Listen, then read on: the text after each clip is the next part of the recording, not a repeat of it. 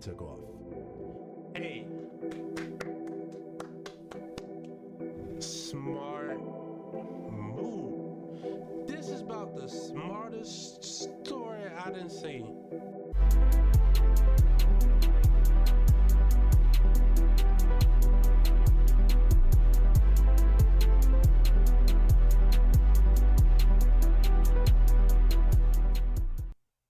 And now, today, let's see, got another video, couple of stories, but this one is 3 disturbing real food delivery horror stories. Why the title so long? My gosh. All right, here we go. I work as an Uber Eats driver at night to make a little extra cash. Friday and Saturday nights.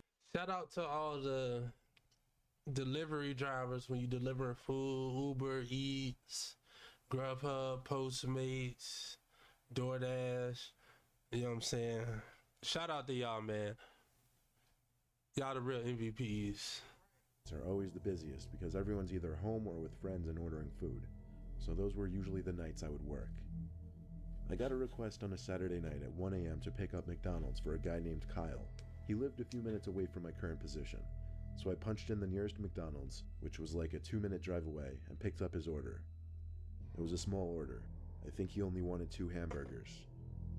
He lived like 5 to 7 minutes away from the McDonald's. I followed the app's directions to the house, and eventually it led me to a short dead-end street that veered off another dead-end street. The house was the last one on this dead-end road. It sat right next to a line of trees that ran alongside a highway that was pretty much dead at this hour. Given how late of an hour it was, I didn't want to ring the bell, so I called this Kyle guy's number. What if you were prepared for all those interview curveballs? It rang once, then went to voicemail, so I hung up. Then I got a text from him, though. He told me to come to the door, and so I did. What the house I got to the big wooden front porch of the house, and soon the front door opened. A bald guy opened the door, only he didn't look very old. He looked to be in his 30s, yet his head was completely bald. Maybe he was sick or just liked that look, so I didn't judge. However, his breath was disgusting, and he seemed to be quite drunk, so that was a little off-putting. The payments were done through the app, so usually there was no need to wait around for money. But this time, this Kyle guy asked me to come put the pizza on his kitchen table while he ran to fetch a tip. I didn't object to free money, so I waited in his kitchen, which by the way was only lit up by a small outlet-sized night light, so it was pretty dim in there. I made a point of 30s, yet his head was completely bald. Maybe he was sick to come put the pizza on his kitchen table while he ran. I would not do that. I would not do that. Like the absolute 100% most I would do, and this is a little bit of a stretch, like set it at the door or something, like literally right beside the door. Literally nothing more than that at all. No. To fetch a tip. I didn't object to free money, so I waited in his kitchen, which by the way was only lit up by a small outlet-sized nightlight, so it was pretty dim in there. The whole kitchen smelled rather disgusting though. I didn't know what it was. Disgusting, huh? Kyle was taking awfully long down in the basement fetching this tip, so I started to wander a bit. And he in the basement? Oh, see. Y'all doing too much now. Y'all is doing way too much now. No thank you. I stepped into the living room, which was adjacent to the kitchen. The TV was on in there, which was the only reason I could see anything.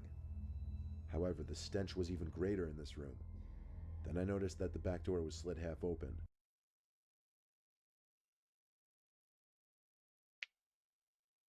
Sound like a DB to me. If it's smelling like that, it might be a DB. Y'all know what that means. I ain't gonna, guidelines and all that. But yeah, fill in the blank. Maybe he was airing out whatever that putrid odor was. For the hell of it, I walked to the back door, expecting to get a quick breath of fresh air, but the smell only got worse. Then, finally, I stepped outside onto the man's back deck. I heard flies. The sound The back deck. This man done walked through this whole house. What the world? of a swarm of flies right by the door. Then, I guess a motion-sensing light saw my movement and turned on, revealing 2 big black garbage bags stuffed with 2 long objects. The smell was unbearable, too. It took me a second to catch on to what I was most likely looking at. Suddenly, You know what you're looking at. It fit the description. Yeah, you waiting know. around for the tip didn't seem like a good idea anymore. I went back inside and rushed to the front door, and just then I heard Kyle emerge from the basement calling to me, waving a few singles in his hand. He saw me as I was about to open the door and asked where I was going. I had to come up with something, What you mean? so I said I was just rushing to check if I had something in my car. He said, "Oh, okay," as he came over to me and handed me the bills. Then he turned to the back door, to the porch, where the light was still on. Then he looked back at me, with his gummy smile now disappearing. He asked me in a firm voice if I went to his backyard. Oh, man. See? See, man? Now you're seeing something you ain't supposed to see. It's curtains for you, buddy. I told him no, and he just stared at me, not saying anything. I didn't give any fucks anymore. I opened the door and walked myself out, but not without him grabbing my shoulder as I got onto the stoop. I yanked his hand off my shoulder and ran to my car. I saw him run back inside with the front door still open. I turned my car on, but I sat and watched his front door, curious to see if he'd come back out. And Oh, he did. no. He came back out, running full speed for my car with a big metal rod in his hand. I drove away from his house, ready to call the police and report him. I called when I got down the block, making sure to leave him no time to dispose of those potentially dead bodies. I Okay. waited down the block and saw police cars pull up literally within 2 minutes. I watched the whole thing as I told police where to go. In fact, Kyle, if that's his real name, had already started moving the bags, which did contain dead bodies, to the bushes in his backyard. Everything about this guy was off, for leaving the back door open to reveal dead bodies to a pizza delivery boy. What in the world? What I just said? He may have been deranged, but he also wasn't the smartest man around.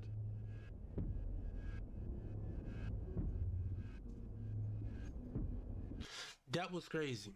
That story was crazy. A few red flags. A few what? He shouldn't have went. Basically, at night though, like when I said go through, like right there at the door, I meant in the daytime. Definitely not at nighttime. No, no, no, no, no. Okay, you don't know what you're finna walk into. No. Second one. He waited in there way too long. Way too long. Third, he opened up the back porch door and went to the back. No. What number we on? No, 4. 4th red flag. He didn't get out that door fast enough.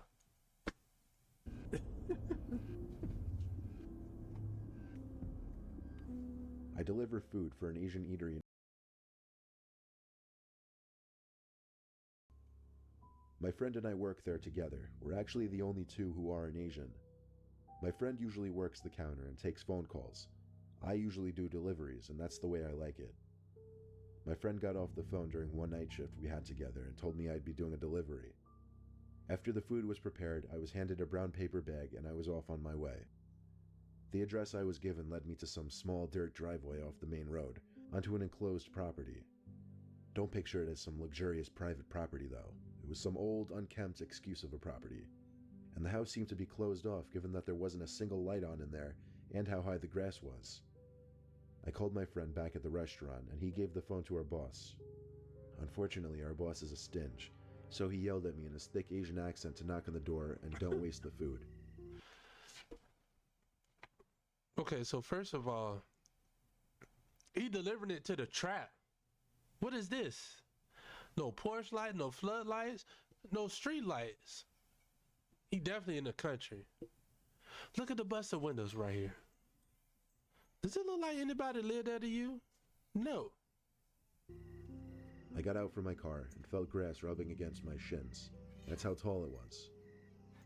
I went up the 3 stairs to the front door and knocked really loud since there didn't seem to be a doorknob.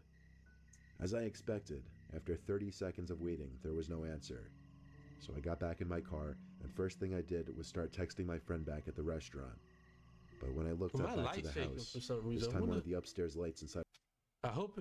Oh, why my light shake? the house was turned on. So I went back to the door and knocked once again. Only on the first knock, the door pushed open slightly. Someone had opened the door, but there was nobody standing next to the door. I pushed the door open a little more and called out hello. Whoa, somebody opened the door? Was somebody won't at the door?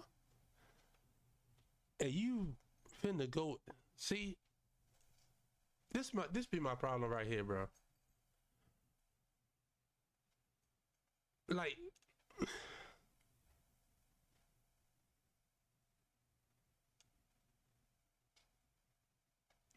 why? Listen. I was about to say, if this was DoorDash, drop that drink on the porch, take a pic, keep it moving. But it's a pizza delivery dude. And he probably got to get the cash, so he has to interact. Ugh. And another thing I was gonna say, if they paid already, but judging by this house, I don't think that's an option. My voice echoed through the empty house. I was waiting to hear footsteps come to the door. They never did. Obviously, someone had to have opened the door. Nah, bro.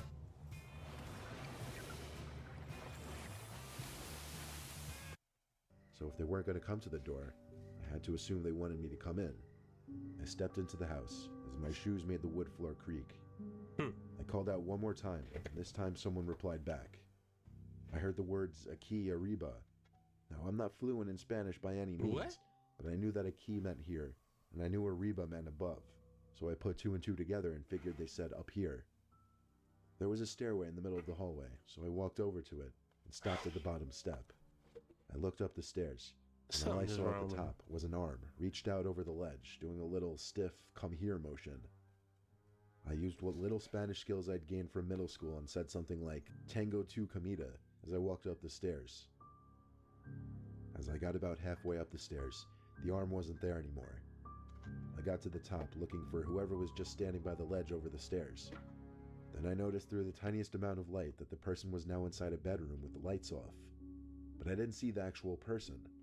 Once again, all I saw was the person's arm, doing that same come here motion. It's as if anything above the person's eyes. He's a goner. He's out of there. Cooked. Finished. Finito. Alright? Stick a fork in him. He done. Elbow was faded to black in that room. It was such an eerie sight. I knew for certain I wasn't going in that room though. So I said firmly with confidence, "Buddy, I'm not going in there. You come out here with money or I leave." Suddenly, the arm pulled away into the darkness of the room ahead of me, and after a few seconds of standing there in silence, I was hit by a flying object. It happened so fast that it took me a few moments to realize I'd just been hit with a stiff, severed arm. Whoa! It wasn't some plastic hollow. Hold on. Hold on. Oh, hold on. What? Halloween toy. It was a real arm. I ran down the stairs with the food still in my hand and got back to my car. I didn't even call my friend or my boss. I drove straight to the nearest neighboring house and rang that person's doorbell. When they answered, I told them about what their neighbor had just done to me, and the woman had the most puzzled look on her face. She said nobody's lived in that house for a year.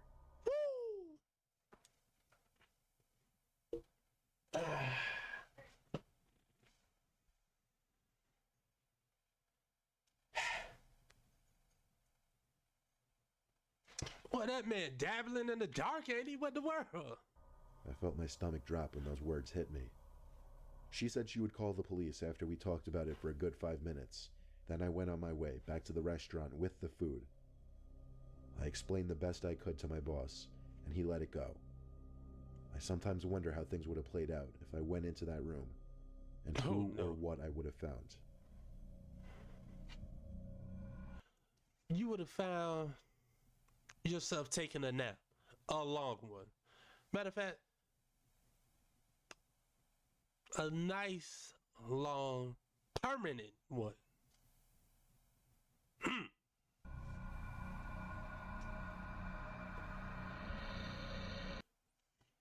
I promise you, bro.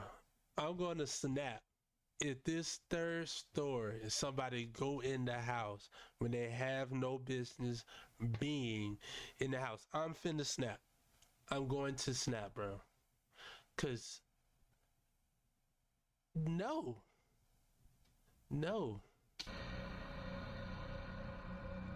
I used to work at Domino's. They close at 3 a.m. on weekends. And being that I was taking an off year during college at the time of the story, my boss took advantage of that and always threw me on the 9 to 3 a.m. shifts. There would always be at least 3 people working that late. One to cook the pizzas, one to take orders, and one to do any needed deliveries. This night the one cooking the pizzas was Jeff, a 28-year-old Italian guy who worked 2 jobs. He was always in a bad mood, so when he told me to deliver something, I did it without complaints. So, being a Saturday night, it wasn't uncommon to get calls for deliveries past 2 a.m. Around 2:30, I was told to deliver 2 pizzas to an address that I still vaguely remember. 27 Crocker Drive, or something close to that. I took my I'm sorry. Okay. stupid beat-up 2002 Honda Civic up the road for 5 minutes. The only main road that cuts through our tiny-ass town. I live in the Manchester Township area in Jersey, containing a whole lot of nothing but trees everywhere. My drive there was a dark one. After merging off the main road onto smaller roads with no streetlights, the only light that could be seen for miles were my headlights. I turned off the public road onto a dirt road with a private property sign posted outside. It seemed I had arrived to the house I was delivering to, when suddenly I heard a bang reverberating through my car, followed by a weakened sense of handling of my car, as well as a repeating flopping sound. I knew for certain I'd just got a flat tire. I stopped the car at once and got out to confirm the front right tire was completely flat. I could see through the headlights that the house was walking distance from my car though, so instead of calling my insurance company, it would make more sense to deliver the pizza and also ask that person for help. I got to the deck of the house. It was an average size house, completely enclosed by trees. Boy, it sounds like some Jeepers Creepers type mess, don't it? As were most of the houses around here. The lights were on inside, but all the blinds were shut. I rang the bell, and quickly a normal-looking young man answered the door. Before exchanging the pizzas for money, I told the man about the predicament I just found myself in. A look of concern came over his face as he handed me the money and I handed him the pizzas. He came outside to take a look at my car with me. It was a 30-second walk from the house. We got to my car, and he started analyzing the tire. He said he could help me, he'd just need his tools from inside. I started questioning what I could have hit on his dirt driveway, and he yelled out to me, "Don't worry about it," as I was walking down his road. I walked a bit further, kind of ignoring him, when I noticed a spike strip in the road. A very small one, but undoubtedly what I hit. Oh, hold on. Hold on.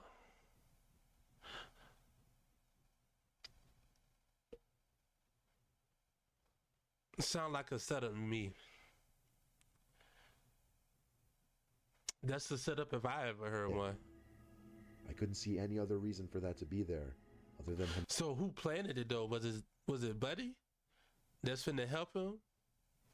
Or someone else in the shadows? putting it there deliberately. I started thinking over the possibilities of what could be going down, so I pretended I didn't see the spike strip and walked back saying I didn't find anything. He looked at me. I was worried he might have been suspicious. Okay. But then he turned away and said he was going inside to get some tools. God only knows what he meant by tools. I waited for him to get to his front door before I got back in my car, turned the car on, and threw it in reverse. I was not sticking around there to find out what he was doing.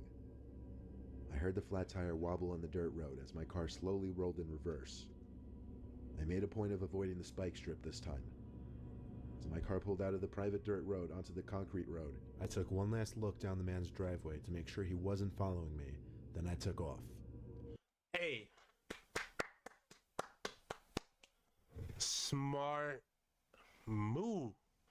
This is about the smartest story I didn't see. We didn't see in the night. Out of the three, this was the best one. He had the most sense. gotta go to the house. You know what I'm saying? Ask the guy to help him, whatever. But I mean, what can you do? He didn't see the spikes at first, so it was already hit. And what's he like? Obviously, he seems suspicious. So get up out of there ASAP. I couldn't drive too Good fast job. though and risk of damaging my wheel. I stayed at a steady 10 to 15 miles per hour. There you go.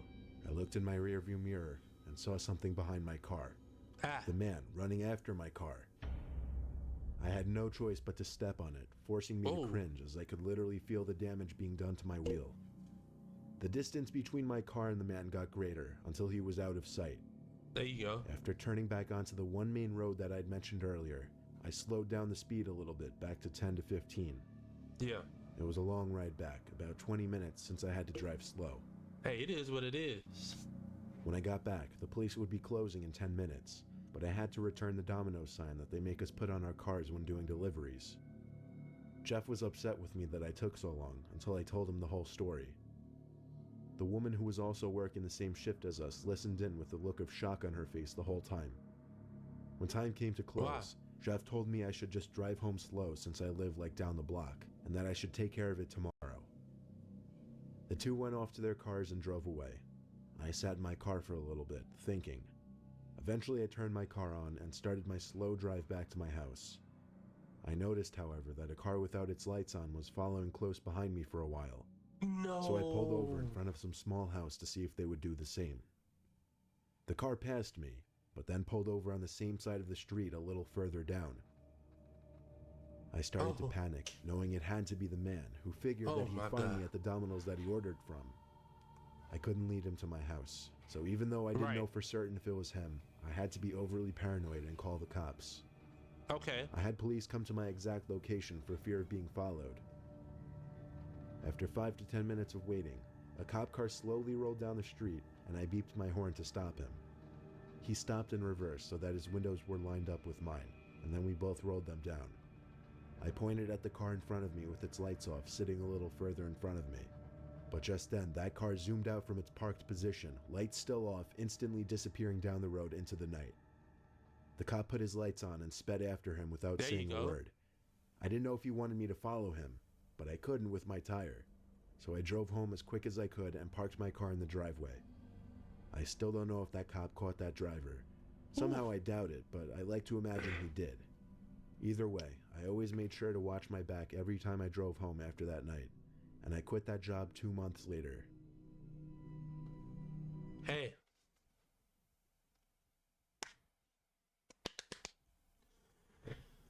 W delivery driver.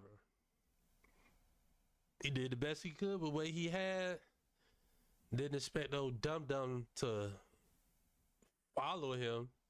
He already gave him the pizza, so that's how you know it was a setup. He was trying to get Buddy.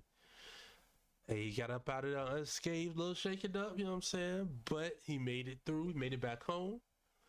Everything's good. Everything good. So, W to him. But let me know what y'all think about that. Make sure y'all like, subscribe, comment. Yeah. Like so like that.